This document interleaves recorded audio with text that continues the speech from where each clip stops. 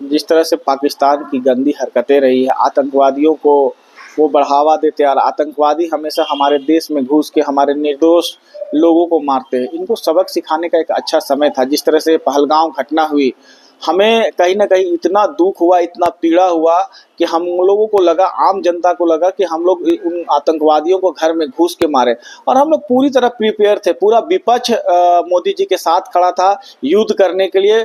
पूरा देश एक तरह से माइंड बना लिया था कि अब हमको पाकिस्तान को बर्दाश्त नहीं करना है। इनके जो आतंकी ठिकाने हैं, इनको सबक सिखाने की जरूरत है और घर में घुस के मारेंगे।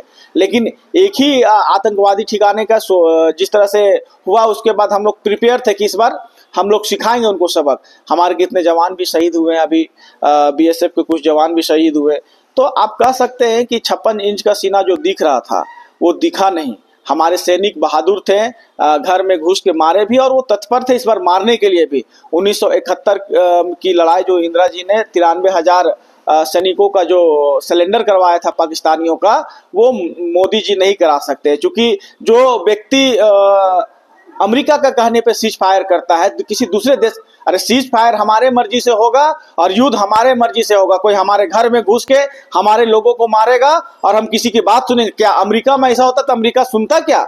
अमेरिका किसी का बर्दाश्त करता क्या? या कोई दूसरे देश में ऐसा कोई बर्दाश्त, रूस में होता ऐसा बर्दाश्त करता क्या? चाइना में होता क्या ऐसा बर्दाश्त करता? नहीं होता। लेकिन कहीं ना कहीं हमारी विदेश नीति कमी के चलते, मोदी जी के कुछ नीतियों के कमी के चलते आज हमारा कहीं ना कहीं पूरे विश्व में हमारा छीछा लेदर हो सकता है। एकदम ठेठ भाषा में बोल सकते हैं कि हमारा छीछा लेदर हुआ। हम युद्ध के लिए तैयार थे, हमारा पूरा विपक्ष मोदी जी के साथ खड़ा था। राहुल जी बोल चुके थे हम हर तरह से आपके साथ खड़े थे, खड़गे जी बोल चुके थे हम हर तरह से आपके साथ खड़े हैं। लेकिन उसके बावजूद भी नरेंद्र मोदी जी की सरकार ने सीज फायर अमेरिका के बोलने पर क्यों सुना? ये सबसे गंभीर बात है। क्योंकि एक जनता माइंड प्रिपेयर कर चुकी थी कि इस बार हमें लड़ाई लड़नी है और पाकिस्तान को सबक सिखाना है और हमारे जो पहलगाम में जो निर्दोष लोग मारे हैं उनके बदला लेना है। लेकिन इन्होंने वो नीति जो कहते हैं ना कि खूब आवाज किए, खूब दहाड़े, लेकिन जब मारने की बारी आए तो किसी कहने पर रुक गए। देखिए, मोदी जी बोलते थे कि हम एक के बदले 10 धड़ लाएंगे।